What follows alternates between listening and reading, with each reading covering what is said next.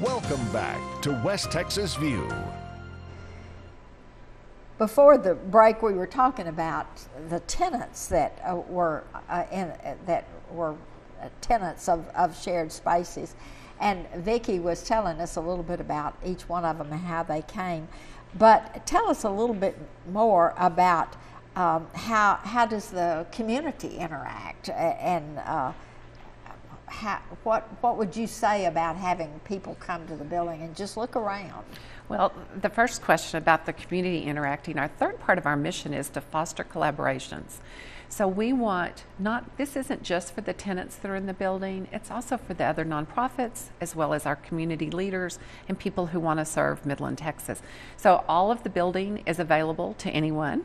Obviously tenants get it free, first come, first, get. And then other nonprofits have the ability to use our building at a very reduced cost, and then a little charge for those in the community. So, so in other words, people that don't have meeting rooms, right, but absolutely. really would like a good meeting room with all the amenities, can simply call you and see if it's available when they need it. And people that are in transition. We recently had a church who's in a building project come borrow our space just because they needed the workspace. So that's one way that people can interact. And the other is bring groups together. If you're in the role of working with any kind of group, let's have meetings where we can collaborate together, because our goal is to make the community work together, for the better.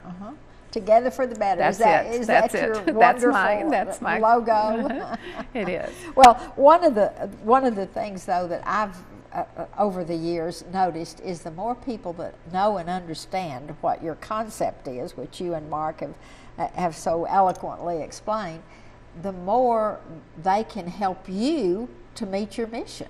Because they can direct people that need your services, or they can direct people that want to copy your concept, and so these are some of the things that I can see you're going to be of value to not only this community but the whole West Texas area. Well, and as we sat around the table and thought about what we could do, we went and found other places that had done projects that we thought might be replicated, and that's our goal, is to have people come to us and turn to us and see. The standard that we have set is for our community. It meets the needs of our community. It's using our community resources. And everybody's resources. saying it is really the gold standard. They are. In fact, we had a group recently come from a national organization that said Midland, Texas, with this shared spaces, is setting the standard for other shared spaces. And you've got Abel Hanger and the other funders to thank for that, because they did not want to cut any corners. They wanted to set up what you really, really needed to service the community. From the very beginning, when we went and learned from other communities, a lot of groups were kind of floundering a little bit on their own. Well, we already had Abel Hanger saying, we need research, we need feasibility studies, we're going to give you a project manager, we're going to make sure from the very get-go this project is handled in the most professional way possible. And so thank goodness for Abel Hanger and the vision of David Smith to make that happen. But then David collaborated with all the other funders in our community and foundations and said, let's get together and share the responsibility of this project. So through his leadership, rather than being in the role of giving money away, he had a very difficult role of raising money to make this happen. So we are so fortunate in Midland, Texas. And you can see that when you walk in. You think, the people that need the services, whether it's parents bringing their campfire girls and boys, or whether it's a respite for a senior citizen that can't stay alone, or a handicapped child that can't stay alone, you go in and you say, this is such an inviting place. This is such a warm, wonderful place. Sometimes nonprofits haven't had that luxury of having a professional environment. And you know what? We are businesses and we do provide professional services. So our environment should reflect that. And I think it does. I think we have a Class A space that reflects that. I love it.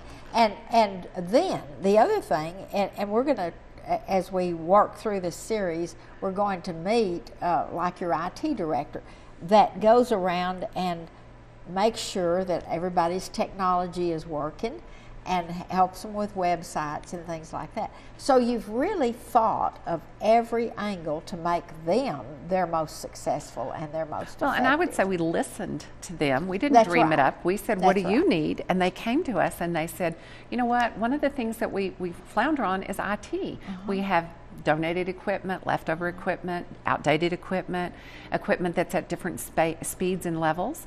So right off the bat, they agreed that IT services was something we wanted to share as a group.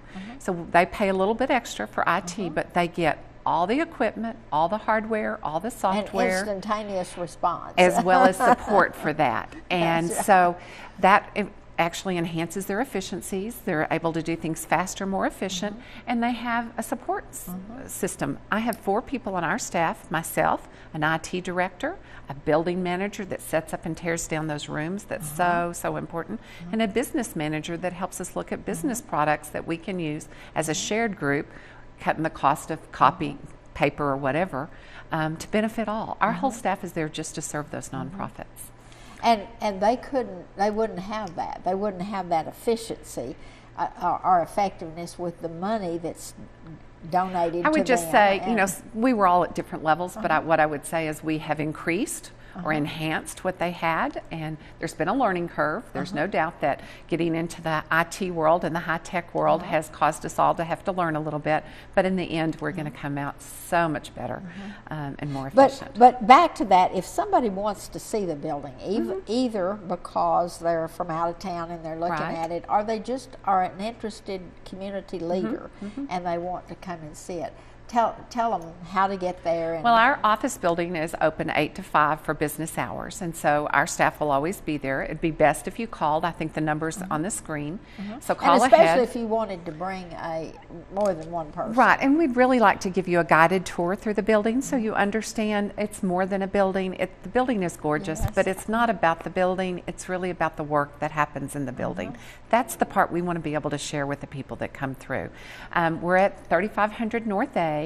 It's on the west side of the Claydesta campus, right between Wadley and the post office or the air park on A Street. It's you can't miss it because it's a easy. beautifully redone building. And big it's white easy to get building. to, lots of parking. Follow the flagpole, just go to the flagpole park and come on in and see us, and we'll be glad to see you there.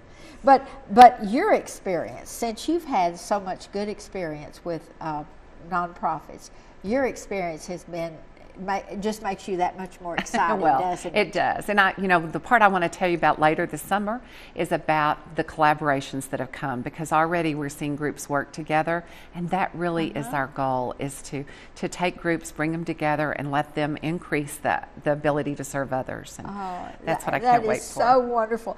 We're going to have to close out this program with Vicki J right now, but she's going to be back at the end of the summer and talk with us more. But next week you're going to be meeting the first of several of the tenants that are going to be coming in, talking about their services and how working at the shared spaces has really enhanced their ability to deliver services. And so join us next Sunday for that. See you then. Thanks for joining us for News West 9's West Texas View with Johnny Lou Avery. This has been a public affairs presentation of KWAB TV and KWES TV.